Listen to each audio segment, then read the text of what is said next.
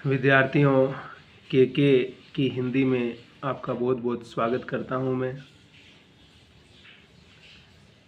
हम लोग भाषा की परंपरा और उसके डेवलपमेंट पर बातचीत कर रहे थे पिछले वीडियो में। ब्रज अवधि की पूरी परंपरा को समझा, हिंदी के विकास की पूरी उस ट्रेडिशन को हमने समझने का प्रयास किया था।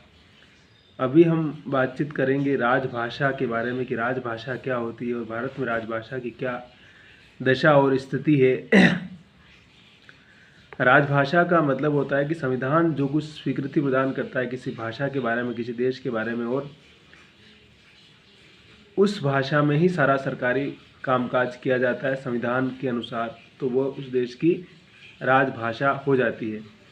भारत में संविधान ने हिंदी को राजभाषा का दर्जा दिया था और प्रावधान भी किया था कि अंग्रेजी के स्थान पर हम राजकाज की भाषा हिंदी का इस्तेमाल करेंगे। ठीक है। और 1950 में लागू हुआ था और कहा था कि 15 वर्ष तक जब तक हम हिंदी को पूरी तरह से इस्टेब्लिश नहीं कर लेते और अंग्रेजी को तब हम बाहर कर देंगे या उसको हम बाहर निकाल देंगे। लेकिन दुर्भाग्य से ऐसा कुछ हो नहीं पाया और राजकाज की भाषा अंग्रेजी ही बनी रही, आज भी बनी है। और 1965 तक ये कामकाज चलता रहेगा। 1950 में लागू किया था लेकिन ऐसा कुछ हो नहीं पाया और बाद में संविधान का संशोधन करके इस घटना को अनिश्चित काल के लिए आगे बढ़ा दिया गया था, क्योंकि दक्षिण के जो राज्य थे, तमिलनाडु का खासतौर से बहुत ज़्यादा विरोध हुआ हिंदी को लेकर के।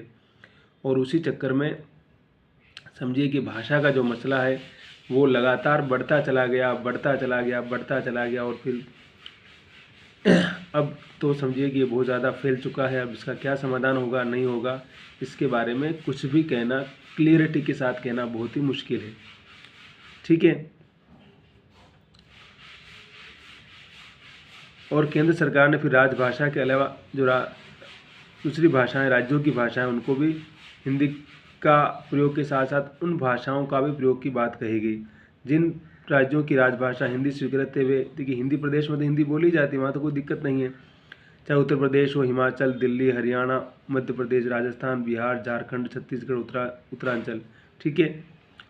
और बाकी जो राज्य जिनकी प्रादेशिक भाषाएं दूसरी है, अपनी भाषाएं, उसमें पंजाब की पंजाबी, बंगाल की बांग्ला, आंध्रा की तेलुगु, कर्नाटक की कन्नड़, इन सारी की जो क्षेत्रीय भाषाएं हैं उसमें कामकाज करने की बात की गई कि भाई आप अपनी अपनी भाषाओं में काम कीजिए और अंग्रेजी बाकी हमारी संपर्क भाषा के रूप में काम करेगी और अंग्रेजी में हम बाकी सारा काम करते रहेंगे और ये सिलसिला इस तरह से चलता ही रहेगा। ठीक है। तो कुल मिलाकर के निष्कर्ष यही है कि अंग्रेजी ही हमारी राजकाज की भाषा बनी रही और वही बनी हुई है। अब राष्ट्रभाषा क्या है? राष्ट्रभाषा आमतौर पर उस भाषा को माना जाता है कि जो किसी भी देश का बहुसंख्यक वर्ग बोलता है, ज़्यादा बोली जाती है, ज़्यादा समझी जाती है और जिसका भूभाग भी ज़्यादा होता है और बोलने वालों की संख्या भी ज़्यादा होती है। ठीक है। तो भारत में आमतौर पर हिंदी को राष्ट्रभाषा के रूप में माना जाता रहा है और हिंदी को उस तरह से स्वीकृति, मैंने कहा ना कि दक्षिण के राज्यों में नहीं मिली, इसलिए ये जो इंटरनेशनल भाषा की जब बात होती है तो भारत के पास उस प्रकार की कोई प्रतिनिधित्व भाषा ऑफिशियली भी नहीं है ना। तो राजभाषा का अभिप्राय है देश के संविधान द्वारा स्वीकृत वह भाषा जिसमें संघीय सरकार अपना कामकाज करती है, अर्थात जो संवैधानिक तौर पर घोषित सरकारी कामकाज की भाषा होती है। ठीक है। और भारतीय संविधान के अनुच्छेद 343 से 351 तक राजभाषा विषयक प्रावधान दिए गए हैं। ठीक है। तो स्पष्ट हो गया कि संघ की राजभाषा हिंदी और देवनागरी लिपि होगी, मतलब उसमें स्पष्ट हो गया था, लेकिन बाद में मैंने कहा ना कि वो सब कुछ अप्लाई नहीं हो पाया। स्पष्ट है कि भारत में राजभाषा तो है, पर साथ ही भारत में बहुसंख्यक लोगों की भाषा होने के कारण राष्ट्रभाषा भी है, किंतु राजभाषा जहाँ संवैधानिक रूप में मान्यता प्राप्त भाषा को ही माना जाता है, वहाँ राष्ट्रभाषा देश के संविधान से कोई लेना देना नहीं है। नहीं, राष्ट्रभाषा का उस तरह से मतलब सरकार अप्लाई करे नहीं करे वो ज़रूरी नहीं है, लेकिन आमतौर पर सरकार ही अप्लाई करती है, क्योंकि आधुनिक जो राष्ट्रराज्य की अवधारणा है उसमें इस प्रकार की अगर आम सहमति नहीं बन पाती है तो फिर वो मुश्किल होती है। उदाहरण के लिए पाकिस्तान की जब उर्दू को ही राष्ट्रभाषा बनाया, राजभाषा बनाया, सब कुछ बनाया उन लोगों ने, तो बाद में बांग्ला का विरोध हुआ और आप देखते हैं कि 1971 में वार होता है और बांग्लादेश का जन्म हो जाता है, और वो सिर्फ भाषा के नाम पर हुआ। पॉलिटिकल भी बहुत सारी चीज़ें डिस्प्यूट थे, लेकिन जो मेन जो बात थी, जो मुख्य बात थी, वो कहीं ना कहीं भाषा का ही मसला था। इसलिए भाषा का मसला बहुत सिंपल मसला नहीं है। आपको पता है कि भारत में भी जो तमाम राज्य बने वो भाषा के नाम पर ही बने हैं। तो भाषा की समस्या का आप समाधान किस तरह से करेंगे? अभी भी कर्नाटक में, महाराष्ट्र में भाषा को लेकर अभी झगड़ा हुआ था बीच में, ठीक है, और ये चलता रहता है पड़ोसी राज्यों में। जैसे होता है ना कि भारत पाकिस्तान में चलता रहता है कुछ न कुछ। अभी पुलवामा में हमला हुआ और किस प्रकार से पूरा सब तरफ एक तनाव सा चल रहा है। अब इसका क्या परिणति होगी, क्या सरकार एक्शन लेगी, क्या नहीं होगी, उसको पता नहीं, अभी तो कुछ कह नहीं सकते हैं। सबकी अपनी अपनी तैयारियां चल रही है, लेकिन निहत्थे लोगों को मारना कोई महान काम नहीं है। और चाहे कोई भी सरकार हो, कोई भी राज्य हो, इस प्रकार के लोगों को प्रमोट कर रहा है, आतंकवादियों को तैयार कर रहा है और दहशत फैला करके लोगों को, निहत्थे लोगों को मार करके आप किसी भी समाज को महान बनाने का स्वप्न दिखा रहे हैं। और आप बोल रहे हैं कि अगर आप मर गए तो अल्लाह के पास जाओगे, आप सीधा जन्नत जाओगे। इस प्रकार की जो अवधारणाएं पाकिस्तान भी करता रहा, अफगानिस्तान करता रहा, और तमाम जो इस्लाम के नाम पर, धर्म के नाम पर आप किसी को इस तरह से बरगला करके अगर आप एक पूरी की पूरी पीढ़ी को, पूरे के पूरे समाज को तबाहियों के रास्ते पर ले जा रहे हैं, तो ना आप अपना भला कर सकते हैं, ना किसी और का भला कर सकते हैं। इसलिए ऐसे लोगों को तो खत्म किया जाना बहुत ज़रूरी है। अब देखिए, राष्ट्रभाषा के लिए क्या आवश्यक गुण है। राष्ट्रभाषा, किसी भी देश की जो राष्ट्रभाषा होती है उसके लिए बहुत सारी गुण होने की आवश्यकता है। कि कोई भी जो संप्रभु राष्ट्र है, स्वाभिमान जो राष्ट्र है, उसका अपना एक राष्ट्रीय चिन्ह होता है, ध्वज होता है, सब कुछ होता है ना। उसी प्रकार से उसकी एक लैंग्वेज भी होती है जो उसको ओवरऑल सब तरफ रिप्रेजेंट करती हुई नज़र आती है। भारत बहुभाषा राष्ट्र है और इसके कश्मीर से लेकर के कन्याकुमारी तक, कच्छ से लेकर के ब्रह्मपुत्र तक अनेक भाषाएं बोली जाती है ना। लेकिन एक इकाई के रूप में जब भारत आता है और जब भारत की जब बाहर पहचान की बात होती है, तब हमारे पास एक लैंग्वेज होने की आवश्यकता हम किस तरह से महसूस कर सकते हैं, उसके प्रभाव को हम कैसे समझ सकते हैं। कश्मीरी, सिंधी, पंजाबी, हिंदी, राजस्थानी, गुजराती, मराठी, उड़िया, असमिया, बांग्ला, तमिल, तेलुगु, कन्नड़, मलयालम जैसी अनेक समृद्ध भाषाएं भारत में बोली जाती है। अब सवाल यह है कि इन सब भाषाओं में से किसी एक भाषा को एक प्रतिनिधि भाषा के रूप में हम अगर जब स्पेसिफाइड करते हैं, तब उन सब में कम्युनिकेशन भी होना चाहिए और आपसी तालमेल भी होना चाहिए। तो राष्ट्रभाषा के लिए जो बात है वो बता रहे हैं कि बहुसंख्यक लोगों की भाषा होनी चाहिए, उसमें उच्च कोटि का साहित्य होना चाहिए, शब्द भंडार बहुत अच्छा होना चाहिए और व्यापक क्षेत्र में वह भाषा बोली जानी चाहिए। उसका व्याकरण सरल और नियमबद्ध होना चाहिए, लिपि स्पष्ट और वैज्ञानिक होनी चाहिए, वो राष्ट्रीय संस्कृति का प्रतिनिधित्व करने वाली भाषा और राष्ट्रीय एकता को बढ़ाने में उसकी बहुत बड़ी भूमिका होनी चाहिए, है ना। तो इस प्रकार की सारी चीज़ें हैं। अब राजभाषा हिंदी की संवैधानिक स्थिति क्या है? हिंदी को अगर राजभाषा के रूप में उस तरह से उस समय अंगीकार कर लिया जाता है जो उसमें लोगों ने, सरकार ने जो नियम बनाया था, तो शायद आज हम वो सारी समस्याओं से भी बाहर निकल चुके होते। मतलब उस तरह से एक भाषा बन जाती है तो फिर कहीं न कहीं लोग धीरे धीरे उसको सीख ही लेते हैं और एक जनरेशन को उसको एक्सेप्ट करने के बाद फिर एक परंपरा सी बन जाती है वो, तो फिर बहुत सारी समस्याओं का समाधान भी हो जाता है। 14 सितंबर 1949 को संविधान सभा ने एक मत से यह निर्णय लिया कि हिंदी भारत की राजभाषा होगी। इसलिए हम लोग प्रतिवर्ष 14 सितंबर को हिंदी दिवस मनाते हैं। अब देखिए, हिंदी दिवस मनाने का भी एक अलग ही खेल है। हिंदी दिवस मना करके हम भाषा को समृद्ध नहीं कर रहे, मतलब हिंदी को साथ ही विडंबना रही है कि जो हिंदी की सेवा करने के नाम पर जो लोगों ने जो काम किया है, जो भाषा बनाई है, जो शब्दावली बनाई है, वो बड़ी दुख से भरी हुई है। और हिंदी दिवस का सेलिब्रेट करने का मतलब उसमें आत्मगौरव की बात होनी चाहिए। लेकिन दुर्भाग्य से वो सिर्फ बैंकों में और तमाम चीज़ों में सिमट कर रह गई है शब्दावली। उस भाषा की जो रचनात्मकता है, उसकी जो क्रिएटिविटी है, उसको शायद कहीं न कहीं पीछे धकेला गया है, इसलिए भी उसकी विडंबना ये हो रही है। अब देखिए क्या है उसमें, धारा 343 में क्या है, संघ की राजभाषा हिंदी और लिपि देवनागरी होगी। संघ में के राजकीय प्रयोजनों के लिए प्रयोग में होने वाले अंकों का रूप भारतीय अंकों का अंतर्राष्ट्रीय रूप होगा। और हमने कहा नहीं कि सब 15 वर्ष के लिए किया गया था, लेकिन बाद में वो कैसे 1965 में ही समाप्त हो जाता है और अंग्रेजी को ही रखना पड़ा, क्योंकि अंग्रेजी ही संपर्क भाषा के रूप में आज भी काम कर रही है।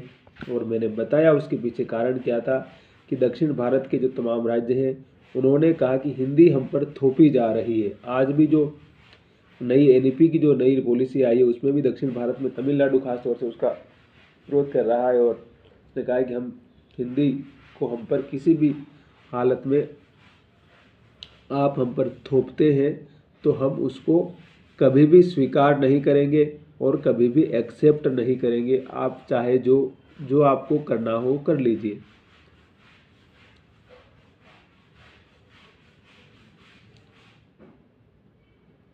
और देखिए राजभाषा का जो अनुच्छेद 17 में अध्याय 1 धारा 343, 343 और 351 में संघ की जो राजभाषा हिंदी और लिपि देवनागरी घोषित किया गया था, वो सारा कुछ चला था। लेकिन हमने कहा ना कि बाद में वो सब कुछ नहीं चल पाया और उसमें फिर चेंज करना पड़ा। तो इसके बहुत सारे चीज़ें हैं वो। अब देखिए राजभाषा फिर अधिनियम भी बनाया सरकार ने 1976 में। तो इसमें फिर कुछ चेंज किया। संघ के राज्य की 3 वर्गों में विभक्त किए गए। संघ को क्या, क्योंकि हिंदुस्तान में बहुत सारे राज्य तो उसको उन्होंने 3 भागों में बांटा। कैसे बांटा? हिंदी पट्टी को पूरा अलग कर दिया। मैंने बार बार पहले भी बहुत सारे वीडियो में हमने बताया कि हिंदी पट्टी में कौन कौन से राज्य आते हैं कि जहाँ हिंदी बोली जाती है। तो 10 राज्य हैं जिसको हम काऊ बेल्ट भी कहते हैं, बीमारू प्रदेश भी कहते हैं। ठीक है। फिर दूसरा है पंजाब, गुजरात, महाराष्ट्र, चंडीगढ़, अंडमान निकोबार, ये भी हिंदी पट्टी के जो नियर वाले। फिर आते हैं दक्षिण भारत के ग श्रेणी में।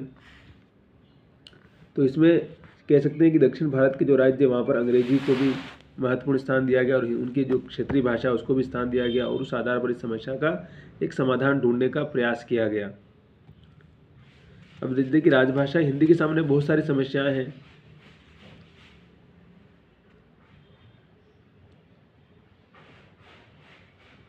कि हिंदी की समस्याएं क्या है, कुछ बता देता हूँ मैं। अधिकांश सरकारी अधिकारी अंग्रेजी के पक्के वक्त हैं। फिर देखो कहते हैं कि जो सरकारी जो अधिकारी उनका क्योंकि उनका सारा कामकाज अंग्रेजी में ही होता है। अंग्रेजी ही ज्ञान की भाषा, आप क्या कीजिएगा। अगर आपको अंग्रेजी आती है और बाकी कुछ भी नहीं आता है तो आप बहुत बड़े विद्वान हैं। अगर आपको बहुत कुछ आता है लेकिन आपको सिर्फ कन्नड़ आती है, तमिल आती है या हिंदी आती है तो आप कुछ भी नहीं है। ये विडंबना है, लेकिन इस विडंबना को हम सबको समझने की आवश्यकता है। अंग्रेजी अंग्रेजों की भाषा है, शासक चले गए लेकिन भाषा ही छोड़ गए। ये सब पुरानी बातें, वो इनको बहुत बार दोहराया जा चुका है, लेकिन सच यही है। ठीक है। तो इस प्रकार से हिंदी के सामने बहुत सारी दिशाएं हैं या बहुत सारी चुनौतियां हैं जिनको शायद वो माने या न माने, ये अलग बात है। अब देखिए मानक भाषा वो होती है कि जिस भाषा के बारे में खास तरह के मानक चाहे भाषा के जानकार लोग तय कर दें, चाहे सरकारी तरफ से तय हो जाए, और फिर पता चलता है कि जब भी कोई ऑफिशियल काम होता है तो उस मानक के आधार पर ही उस भाषा को व्यवहार में लाया जाता है। समझ गए? चाहे हिंदी की मानक भाषा की बात करें, चाहे दूसरी की कोई भाषा, पंजाबी, गुजराती, तमिल, तेलुगु, उड़िया, बांग्ला, मणिपुरी, असमी और हमारे यहाँ की तमाम ट्राइबल भाषाएं, आदिवासी भाषाएं हैं। तो चाहे हम जब सबकी बात करते हैं तो बहुत सारे बिंदु, बहुत सारे सवाल हमारे सामने कहीं की खड़े होते हुए नज़र आते हैं। अब देखिए भाषा और बोली का यह है कि भाषा का क्षेत्र विस्तृत होता है और बोलियों का क्षेत्र थोड़ा लिमिटेड होता है। बोलियां भाषा का ही छोटा रूप होती है। ठीक। तो उस पर विस्तार से मैं नहीं जा रहा हूँ। अब देखिए हिंदी के कौन कौन से रूप हैं। हिंदी के रूप है कि उर्दू है। देखिए उर्दू को आमतौर पर हिंदी विरोधी मान ली जाती है, और ख़ास तौर से भारत का बंटवारा होने के बाद और पाकिस्तान की जो सरकार की नीतियाँ रही है, उसको उर्दू को वहाँ एकदम बिल्कुल मेन स्ट्रीम की भाषा, या मतलब उनकी राजभाषा बनाया उन्होंने राष्ट्रभाषा के रूप में। तो उसके बाद जो हिंदुस्तान में जो तमाम चीज़ें रही हैं उसको लेकर के ये रहा है, और ये भी रहा है कि उन्होंने बांग्ला और उर्दू, मैंने कहा ना कि बांग्लादेश का जन्म उसी के नाम पर हुआ, ठीक। लेकिन अगर आप थोड़ा पीछे जाएंगे हम, तो हिंदी और उर्दू दोनों ही समकालीन भाषाएं हैं, और भले ये मुसलमानों की, मतलब उस तरह से मुस्लिम भाषा रही है, मुसलमानों की भाषा रही है, लेकिन और इसकी लिपि फारसी रही है ना। लेकिन दोनों का जन्म खड़ी बोली से ही हुआ। लेकिन देखिए इत्तेफाक देखिए कि जन्म दोनों का खड़ी बोली से ही हुआ है। दोनों में संज्ञा शब्दों की प्रमुख अंतर है, और दोनों कह सकते हैं कि भाषा में एक तरह से एक दूसरे की बहनें हैं, है ना। मैंने कहा ना कि हिंदी की लिपि देवनागरी है, उसकी लिपि फारसी है, लेकिन शब्दावली और सारा शब्द भंडार वही है, सिर्फ लिपि डिफरेंट है। और कह रहे हैं कि वो कोई अलग भाषा नहीं है, वो असल में एक शैली है, और अरबी फारसी के शब्दों की अधिकता उसके अंदर है, और वो फारसी शैली में लिखी जाती है। और आरंभ में हिंदू मुसलमान दोनों इस बोली को अपनाते थे, लेकिन हमने कहा कि राष्ट्र राज्य की जो आधुनिक अवधारणा है उसमें किस तरह से सारी चीज़ें हुई, और एक नया राष्ट्र पाकिस्तान जब बना था, तो उससे सारी चीज़ें एकदम एक अलग, उसका एक पूरा नॉर्म्स, या कह सकते हैं कि उसकी अलग ही अवधारणा या उसकी अलग ही परिभाषा हमारे सामने आती है। बाकी उर्दू में तमाम शायर हुए हैं, जोंक, सफ़र, दाग, गालिब, साहिर लुधियानवी, कृष्णचंद्र, राजेंद्र बेदी, फिराक गोरखपुरी, आप जानते ही हैं। तो इनकी शायरी ने भी इस भाषा को बहुत लोकप्रिय बनाया, लेकिन हमने कहा कि उसकी स्क्रिप्ट जो है वो फारसी लिपि है, और हिंदी की लिपि कौन सी है, देवनागरी लिपि है, इस बात को ध्यान रखिएगा। उसके बाद देखिए रेखता क्या है। रेखता का शाब्दिक अर्थ है घिरी हुई। जैसे संस्कृत भाषा को सरल करके प्राकृत भाषा बनी, जिसका प्रयोग संस्कृत नाटकों में अशिक्षित पात्रों, विशेषतः सेवकों या दास दासियों द्वारा किया जाता था। हमने इसका जिक्र पहले भी वीडियो में किया है कि संस्कृत के नाटकों में क्षुद्र जो पात्र होता था उसकी भाषा अलग होती थी, और जो अभिजात्य, जो एलिट वर्ग का, जो उच्च वर्ग का जो पात्र होता था उसकी भाषा संस्कृत हुआ करती थी।